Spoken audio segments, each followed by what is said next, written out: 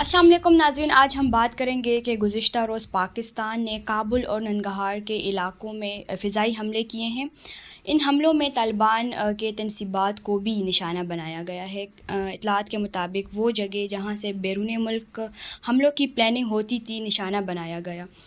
ये भी कह रहे हैं कि इन हमलों के बाद आग और बड़े ब्लास्ट इस बात की निशानदही करते हैं कि वहाँ भारी मकदार में बारूद मौजूद था। इसी तनाज़ुर में ज़बीउल्लाह मुजाहिद ने दावा किया कि अस्पताल को निशाना बनाया गया, लेकिन हम जानेंगे कि इस दावे में कितनी हकीकत है। हमारे साथ एनालिसिस करने के लिए स्टूडियो में मौजूद है सीनियर सहाफ़ी है, तज्ज़ियाकार है ज़ाहिर शाह शिराज़ी साहब। बहुत शुक्रिया सर। क्या कहेंगे सर, काबुल के फ़िज़ाई हमले के हवाले से सब बहुत से इत्तलात आ रहे हैं। कहा जा रहा है कि इस जगह पर पुराना फ़ौजी अड्डा भी था और इसके अंदर रिहाब सेंटर बहाली मरकज़ भी था। तो क्या कहेंगे आप, फ़ौजी अड्डा था वहाँ पर, और रिपोर्ट ये भी कह रहे हैं कि वहाँ पर जब हमला हुआ तो भारी मकदार में बारूद मौजूद था, यानी कि ब्लास्ट हुआ और आग लगी। देखिए, तो ये सबसे लोग अहम क्यों कह चीज़ रहे तो हैं ये कि है अस्पताल को? कि आपके सवाल के जवाब में इतना कहूँगा कि हम जाएंगे मार्च 6 2026। डिप्लोमेट में एक खबर छपी थी कि अफ़गान तालिबान ने यहाँ पर बाकायदा ड्रोन मैन्युफैक्चरिंग यूनिट बनाया हुआ था। एक फर्म थी, उसको बाकायदा इसके तमाम सिस्टम को चलाने के लिए उसके sensor, spare parts, propellers, drone operator remotes, ये तमाम चीज़ें ब्लैक मार्केट से यहाँ ला के तो असेंबली होती थी। इससे पहले आपने देखा कि बागराम एयर बेस पे भी कम से कम पाकिस्तान ने जो कार्रवाई की थी, वहाँ ये इंटेलिजेंस रिपोर्ट थी कि 100 के करीब हीरोप ड्रोन्स जो इजरायली मेड थे वो वहाँ मौजूद थे। और जिस तरीके से पिछले चंद दिनों में अफ़गान तालिबान की जानिब से धमकियाँ दी गई कि हम इस्लामाबाद में हमले करेंगे, फिर आपने देखा एक इंटरनेशनल एक आध दो मीडिया आउटलेट्स के ऊपर, मैं कोट करूँगा, स्काई न्यूज़ के ऊपर एक अफ़गान नजात खातून जर्नलिस्ट हैं, उन्होंने बाकायदा ट्वीट किया उसके हवाले से, और उस पर स्टिकर्स चले कि अफ़गानिस्तान ने इस्लामाबाद पे हवाई हमला किया, हालांकि जिसके पास एयरफोर्स है नहीं उसने हवाई हमला किया, और जो ड्रोन कॉप्टर्स थे। तो ये तो एक प्लान का हिस्सा था कि यहाँ चीज़ें थी। बाकी जो कैंप फिनिश था, ये तो इस्टेब्लिश्ड फैक्ट है कि एक आरजी कैंप था, कंटेनर्स और मुख्तलिफ़ किस्म के छोटे छोटे कियोस्क वहाँ पे बना के जो है ना इसको ऑपरेट किया जाता था। और ये जो American 10th mountain division force है उसका हेडक्वार्टर भी था किसी ज़माने में। फिर इससे पहले एक special task force finish camp के नाम से बनाई गई थी, जो कि ट्रेनिंग दे रही थी अफ़गान जो पुलिस फोर्स है और अफ़गान फ़ौजियों को जाने से पहले। बहरहाल ये एक सवाल अलग है, लेकिन जो अमन बहाली मरकज़ था ड्रग एडिक्ट्स के लिए, वो मल्टी स्टोरी बिल्डिंग है जो इससे कुछ फासले पे। अच्छा, बेशक अगर उसको कोई डैमेज हुआ होगा, आग लगी होगी, वो एक अलग मामला है, लेकिन पाकिस्तान की जो प्रिसाइज स्ट्राइक्स हैं, ये इस जगह पे 2 जगह स्ट्राइक्स हुई काबुल के अंदर। वो दूसरे के हवाले से तो कोई इन्फॉर्मेशन नहीं दी जा रही अफगान तालिबान की जानिब से वो क्या था, और इसको पोलिटिसाइज किया जा रहा है। बेशक हो सकता है कि इसके अंदर कैजुअल्टीज हों, कोलेटरल डैमेज हम सब उसकी मतलब हम कहेंगे कि नहीं होना चाहिए, लेकिन जब आप रिहायशी इलाकों को एज ह्यूमन शील्ड इस्तेमाल करेंगे, अगर वाकई यहाँ पे रिहैब सेंटर था तो उसके करीब बारूद, उसके करीब मिलिट्री कैंप, उसके करीब जो है ना फोर्सेस का मौजूद होना, जाहिर बात है कि इंटेलिजेंस इंटरसेप्ट के बाद प्रिसाइज स्ट्राइक्स की गई जी। इस जगह को क्यों टारगेट किया गया? इंटेंशनली तो नहीं होगा ना। यहाँ अगर मिसाल पे यहाँ पे बहाली मरकज एक साबका कैंप में बनाया गया तो गलती तो अफगान हुकाम की है। फिर ज़बीउल्लाह मुजाहिद हैं या जो भी उनके लोग हैं, मीडिया के ऊपर इतनी सख्त पाबंदी है कि आप किसी भी किस्म के हमले के बाद वहाँ तबाही, वहाँ जो है ना अगर एमुनेशन डिपो को हिट किया गया है, तालिबान के हेडक्वार्टर को या मरकज़ को हिट किया गया, तो उसको आप रिपोर्ट नहीं करेंगे। कंधार में पिछले तकरीबन 3 हफ्तों से बमबारी हो रही है। बागराम एयरबेस के हवाले से तो तालिबान नहीं कहा कि यहाँ क्यों बमबारी हुई। कंधार में जो उनके हेडक्वार्टर जो एमुनिशन डिपो को तबाह किया है उनके हवाले से नहीं कहा जा रहा। 180 मकामात के ऊपर अब तक टारगेटिंग हो चुकी है। अलकायदा, TTP, BLA, BLF, इन सब के मराकज़ के ऊपर, उसके हवाले से तो कुछ नहीं कहा गया। बेशक कोलेटरल डैमेज होगा जब आप انسانی آبادی میں رہیں گے. اب آپ نے کابل میں گرین زون کے اندر ٹاپ کی ملیٹنٹ کمانڈرز کو پروٹیکشن دے رہے ہیں, انٹیلیجنس انٹرسپٹ انٹرنیشنل کہہ رہی ہے, لوکل کہہ رہی ہے, تو نہ کریں. تو یہ اس کو ایک ہیومن فیس دینے کی کوشش کی گئی, ہیومنائز کرنے کی کوشش کی ہے. لیکن دوسرا آپ دیکھیں کسی بھی میڈیا نے, چاہے وہ افغان میڈیا ہے یا انٹرنیشنل میڈیا, انہوں نے کوٹ کس کو کیا؟ انہوں نے نہیں کہا کہ ہم اسپاٹ پہ گئے ہیں یہ سب کچھ ہوا ہے. وہ کہتے ہیں جناب افغان طالبان کا دعویٰ ہے, بالکل, یا پھر انڈین جو میڈیا آؤٹ لیٹس ہیں ان کا دعویٰ ہے کہ ایسا ہوا ہے. دیکھیں پروپیگنڈا اور ہائبریڈ وارفیئر یہ ہمیشہ سے ٹول رہا ہے, اور اس وقت افغان طالبان رجیم کے ساتھ جس طریقے سے انڈین اور را اور یہ اوور آل نیٹ ورک کام کر رہا ہے, ان کا مین مقصد ہی چیزوں کو ہائپ کریٹ کرنا ہے, ایک ہیومنیٹیرین فیز دینا ہے.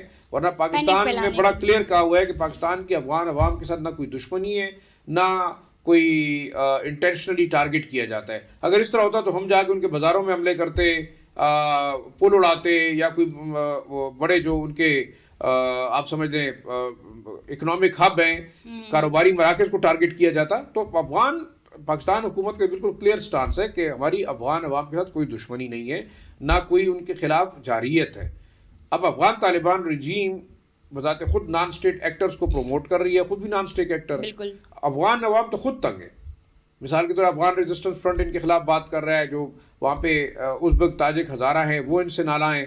تو مطلب یہ تمام چیزیں تو ہیں. اگر آپ کی پالیسیز کسی خاص نان اسٹیٹ ایکٹرز کو پروٹیکٹ کرنا ہے تو پھر تو ذمہ داری افغان طالبان پہ آتی ہے نا جی. اچھا سر, آپ نے میڈیا کی پابندی کے حوالے سے بات کی کہ وہاں پر میڈیا پر پابندی ہے. اسی حوالے سے میں کویشچن کروں گی کہ اس حملوں کے بعد القاعدہ پر بہت دباؤ آ گئے, یعنی کہ وہ پریشرائز ہوا. سوال یہ ہے کہ اگر دہشت گرد گروپس اپنے نقصانات کو چھپانے کے لیے شہری ہلاکتوں کا بیانیہ استعمال کرتے ہیں تو حقیقت اور پروپیگنڈا میں فرق کیسے کیا جائے؟ دیکھیں میرے خیال میں اس کا بڑا آسان حل ہے کہ آپ اس کی انڈیپینڈنٹ انکوائری کرا لیں. کوئی ایسے انڈیپینڈنٹ مشن ہو, وہ جا کے دیکھ لے کہ کیوں تھا, واقعی بحالی مرکز تھا یا نہیں تھا, یا باقی جہاں سویلین کیجولیٹی. کہ سویلین کیجولیٹیز اس لیے ہوتی ہیں کہ آپ پریسائز اسٹرائکس جب کرتے ہیں, ظاہری بات ہے یہ لوگ فیملیز کے ساتھ موو کرتے ہیں, فیملیز کے ساتھ رہتے ہیں, پھر کوشش کرتے ہیں کہ پہاڑی علاقوں سے رہائشی علاقوں کی طرف جائیں, کنجسٹڈ علاقوں کی طرف جائیں کہ وہاں سیف اینڈ سیکیور رہیں. لیکن اب اس وقت جو کنونشنل جنگ سے ہم نان کنونشنل اور اے آئی کے دور میں چلے گئے ہیں. آپ باقاعدہ پاکستانی حکام نے کوارڈینیٹس شیئر کیے ہیں, تصاویر شیئر کی ہیں, جہاں جہاں اسٹرائکس ہوئی ہیں ان جگہوں کے کوارڈینیٹس آن لائن موجود ہیں, گوگل میپ کے اوپر موجود ہیں, ان کو سرچ کیا جا سکتا ہے. پہلی بات تو یہ کہ اگر ان کا دعویٰ ہے کہ ہم نے پریسائز اسٹرائکس افغانستان یا افغان طالبان رجیم کے اسلحے کے ڈپیوں پہ کی ہے, ان کے ملٹری بیسز کے اوپر کی ہے, اگر ان کا دعویٰ یہ ہے کہ جناب یہ بحالی مرکز تھا اور عام سویلینز کو ٹارگٹ کیا, تو جو 400 لوگ مرے ہیں ان کے کئی جنازے ہوئے ہوں گے, کہیں ان کی لاشیں دکھائی گئی ہوں گی, بے شک 2 8 10 15 کیجولیٹیز ہوں گی. لیکن جو بات کے انٹرویوز وہاں سے آ رہے ہیں, جو انڈیپینڈنٹ میڈیا میں نے دیکھا, وہ بھی سوشل میڈیا ہے, مطلب we don't have the confirmation. سب سے بڑی بات یہ ہے کہ خلا ہے, یا تو آپ تمام انڈیپینڈنٹ میڈیا کو الاؤ کریں, وہ آئے کوریج کرے, پتہ چلے کہ یہ چیزیں ہو رہی ہیں. تو اس چیزوں کو بیانیہ بنا کے لیوریج لینا, لیکن آلریڈی آپ دیکھ رہے ہیں کہ وہ تو ٹی ٹی پی کو بھی ایز اے کرنسی کارڈ استعمال کر رہے ہیں, بی ایل اے کو بھی کر رہے ہیں, چائنا کے خلاف جو ہے نا وہ ای ٹی آئی ایم کو بھی کر رہے ہیں, جو ہے تاجکستان کے خلاف انصار اللہ کو کر رہے ہیں, ازبکستان کے خلاف آئی ایم یو کو کر رہے ہیں. تو صرف پاکستان کا مسئلہ تو ہے نہیں, یہ تو تمام ممالک کے خلاف. ان لوگوں کو جب ڈکلیئر کیا گیا ہے, ان تمام پڑوسی ممالک نے دہشت گرد, اور آپ ایک ذمہ دار اپنے آپ کو حکومت کہتے ہیں, تو آپ کو چاہیے کہ آپ ان چیزوں کا حل نکالیں. حل کیا ہے؟ الٹا آپ دھمکیاں دیتے ہیں کہ ہم جو ہے حملہ کریں گے اور جنگ کے تھرو مسائل حل کریں گے. تو اس سے میرے خیال میں عوام جو افغان قوم ہے نا, اس کے مسائل بڑھیں گے. یہ تو اپنی اقتدار کو, اپنے جو انلیگل ریاستی جبر ہے اس کو پرولونگ کرنے کے لیے کوئی بھی مطلب بہانہ بنا سکتے ہیں. اچھا سر, کل ایک کانفرنس ہوا نا افغانستان میں, ذبیح اللہ مجاہد نے عوام کو ایک کانفرنس دیا. انہوں نے ایک بات کی کہ انٹرنیشنل کنٹریز کو چاہیے کہ افغانستان کے میٹر میں وہ انٹرفیئرنس نہ کرے. تو کیا کہیں گے, یہ لوگ کسی کو بھی نہیں مانتے, نہ تو پاکستان نے تو آپریشن شروع کیا, انٹرفیئرنس کی ضرورت ہی نہیں ہے. اور کون سے انٹرنیشنل ملک جو ہے ان کے ملک میں انٹرفیئرنس کرتے ہیں؟ جب آپ وہاں سے دہشت گرد بھیجیں گے, آپ کی انٹیلیجنس انٹرسپٹ لوگوں کے پاس موجود ہیں کہ کس طریقے سے بارڈر سیکیورٹی فورسز کو بتایا جاتا ہے کہ آپ باجوڑ سے 15 طالبان کراس کروا کے پاکستان بھجوا دیں، مومن سے 10 بھجوا دیں، نارتھ وزیرستان میں تشکیلیں ہوتی ہیں، ساؤتھ میں ہوتی ہیں. جب آپ خود یہ جواز نہیں ہے کہ پاکستان نے طالبان پیدا کیے تھے، طالبان پاکستان نے نہیں پیدا کیے، تو امریکہ نے پیدا کیے، تو اس کی CIA کی جنگ تھی. بے شک پاکستان اس میں ایک چارے کے طور پر استعمال ہوا کہ فرنٹ لائن اسٹیٹ تھا، یہاں ان کو ایک لانچنگ پیڈ چاہیے تھا. سو کالڈ پہلے رشیا کے خلاف ایک جنگ کرنے کے لیے، پھر سو کالڈ جنگ القاعدہ کے خلاف اور طالبان کے خلاف کرنے کے لیے. تو پاکستان کی مجبوری تھی اس وقت بھی، بالکل، کیونکہ ظاہری بات ہے کہ آپ نے اپنی سیفٹی سیکیورٹی کے اور اپنے انٹرسٹ کو دیکھنا ہے. پاکستان کے امریکہ کے ساتھ جنگ کرتا کہ نہیں آپ نہیں جا سکتے، انہوں نے اب کہیں سے بھی جا کے حملہ کرنا ہے. لیکن ریئل ایشو از کہ جو پاسٹ کی مسٹیکس تھیں اس سے سیکھنا چاہیے. افغان طالبان کو بھی سیکھنا چاہیے، اور پاکستان نے تو سیکھا ہے. اس لیے تو وہ کہتے ہیں کہ کسی بھی لحاظ سے دہشت گردی اور جو عسکریت پسندی ہے یا جو دہشت گرد گروپ ہے، چاہے TTP ہے، BLA ہے، آپ ان کو کنڈیم کریں، آپ ان کو ہمارے حوالے کریں اگر آپ ایکشن نہیں لے سکتے. جب آپ نے ان کو اپنا مہمان بنایا ہوا ہے، ان کو فنڈنگ بھی کر رہے ہیں، بلکہ آپ تو سیدھی بات ہے کہ آپ ایک لحاظ سے ان کی آئیڈیالوجی کو پروموٹ کر کے پاکستان میں اس چیز کو ایکسپورٹ کرنا چاہتے ہیں. تو یہ میرے خیال میں پاکستان کا حق بنتا ہے کہ وہ ہر فورم انہوں نے استعمال کیا. دیکھیں بات چیت دوحہ کے تھرو ہوئی، UAE کے تھرو ہوئی، قطر میں بات چیت ہوئی، ترکی میں بات چیت ہوئی، چائنا نے کہا ہم بات کرتے ہیں، سعودی عرب نے کہا ہم بات کرتے ہیں. تو یہ بتا دیں کہ یہ کس کے تھرو بات کرنا چاہتے ہیں. پہلے لوگوں کو فون کر کے منتیں کرتے ہیں کہ جی بات چیت ہونی چاہیے. جب بات چیت پہ بات آتی ہے تو پھر آپ کنکریٹ سالڈ گارنٹیز کی طرف نہیں جا رہے. بالکل یہ گارنٹی دے دیں کہ جی جناب یہ دہشت گرد گروپ پاکستان میں کارروائی نہیں کریں گے تو پھر تو ہمارا جھگڑا نہیں ہے. اچھا سر، افغان مہاجرین کے حوالے سے بات کریں گے. جن افغان مہاجرین کے پاس قانونی کاغذات نہیں تھے، عدالت نے ان کی درخواستیں مسترد کر دی، کہا کہ انہیں قانون کے مطابق واپس بھیجا جائے گا افغانستان. تو کیا کہیں گے اس صورتحال میں پھر افغان مہاجرین کی ایک الگ مسئلہ بن گیا نہیں؟ دیکھیں میرے خیال میں اب تو افغان مہاجرین ہیں یا کوئی بھی نیشنلٹی کے لوگ ہیں، انڈر 14 فورن ایکٹ، ٹھیک ہے، اب تک تو آپ کوشنز لیتے رہے ہیں، آپ عدالتوں میں کیس کر دیتے تھے کہ ہم 30 سال سے یہاں رہ رہے ہیں، ہم 20 سال سے رہ رہے ہیں، ہمیں ریزیڈنس دی جائے، ہمیں ویزا دیا جائے، ہمیں پاکستانی شناختی کارڈ دیا جائے، آئیڈینٹی دی جائے. بے شک اگر آپ چاہتے ہیں کہ یہ لوگ پاکستانی شہریت حاصل کرنا چاہتے ہیں تو اس کے لیے پاکستان کی ریاست کو ایک میکینزم بنانا چاہیے. اگر وہ سمجھتے ہیں کہ واقعی یہ لوگ کسی بھی لحاظ سے پاکستان کی ریاست کو مانتے ہیں، اس کی ریٹ کو مانتے ہیں، اس کے قوانین کو مانتے ہیں، تو بے شک جو لوگ یہاں پہ پیدا ہوئے ہیں آپ ان کے لیے کوئی میکینزم بنائیں. دوسرا آپ کے پاس آپ نے POR کارڈ، خود UNHCR، یونائٹڈ نیشنز پاکستان کے قانون کے مطابق ان کا ٹائم ختم ہو گیا، وہ ڈیڈ لائن ختم ہو گئی.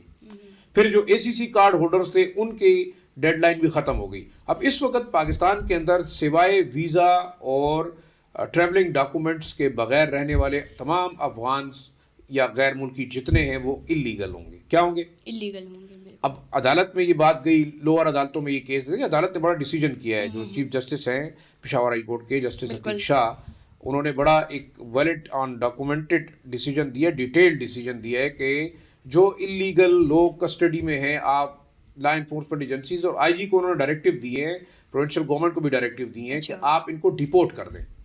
یہ غیر قانونی ہے، ان کے پاس ٹریولنگ ڈاکومنٹس نہیں ہے، ویزا نہیں ہے، یہ پاکستان میں نہیں رہ سکتے.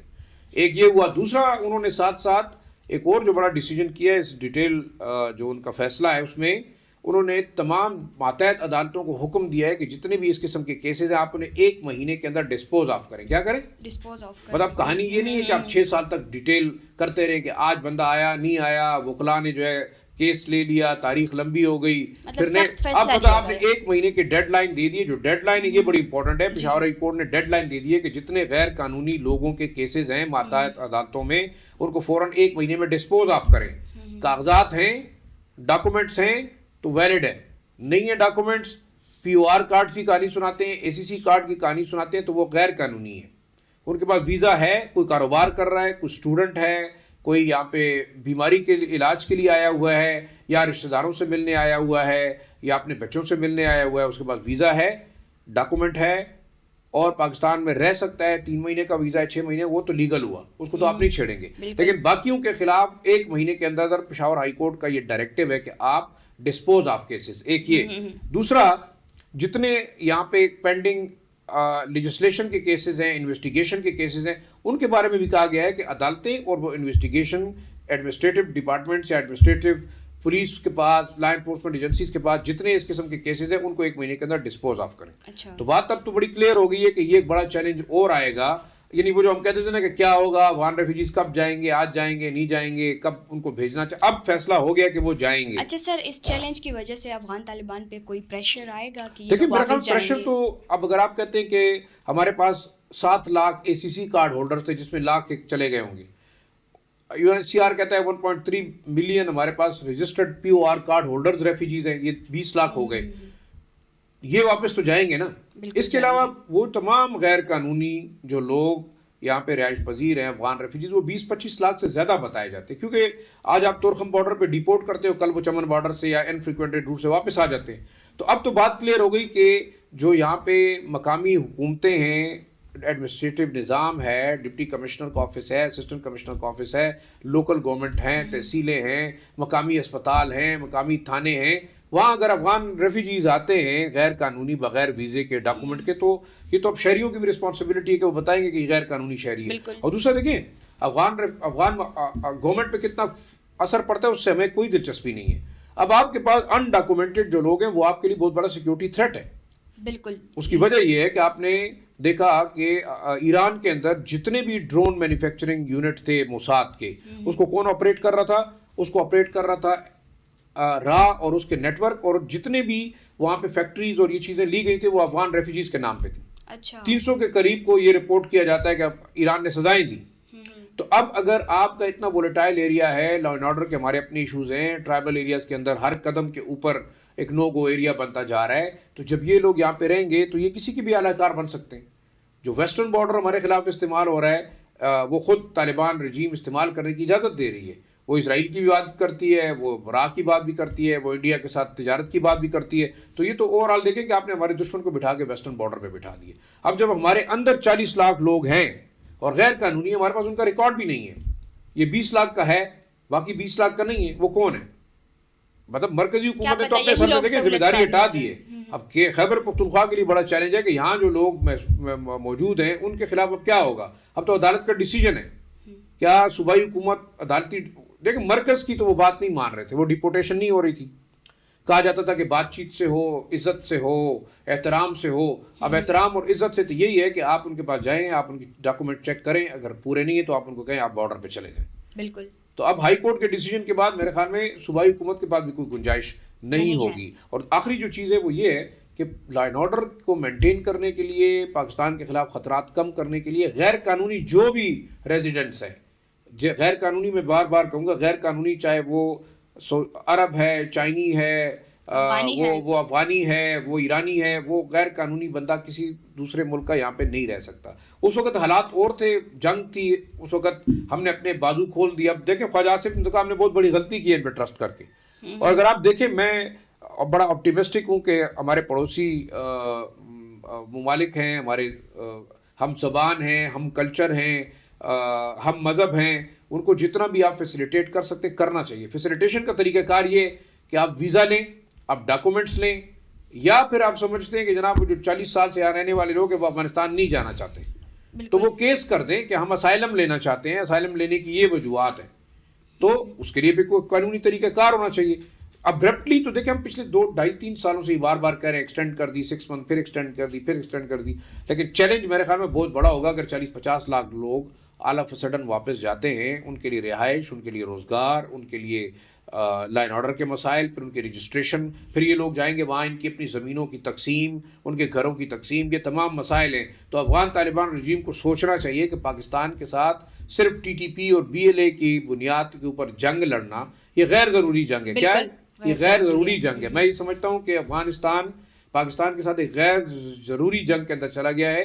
نہ اس کی ڈیولپمنٹ ہو رہی ہے، نہ وہاں ڈیولپمنٹ پروجیکٹس جائیں گے، نہ CPEC جائے گا، نہ چائنا کی انویسٹمنٹ جائے گی، نہ سینٹرل ایشین ریپبلکس کی جائے گی. اور اگر یہ ٹینشن رہے گی تو کیا فیوچر ہوگا ان افغانوں کا جو افغانستان کے اندر ہے، اور ان کا جو کہ ایک بار پھر ہجرت کرنے پہ مجبور ہوں گے، کیونکہ قانون کہتا ہے کہ وہ واپس جائیں. اگر ہم نہ بھی چاہیں تو قانون کہتا ہے کہ غیر قانونی آپ ان کو واپس بھیجیں. تو ہوگا کیا؟ یہ تو اب افغان طالبان رجیم کو سوچنا چاہیے. بہت شکریہ انالیسس دینے کے لیے. ناظرین، اگلے پوڈ کاسٹ کے لیے ہمارے ساتھ رہیں. آج کے لیے ہمیں دے اجازت. اللہ حافظ.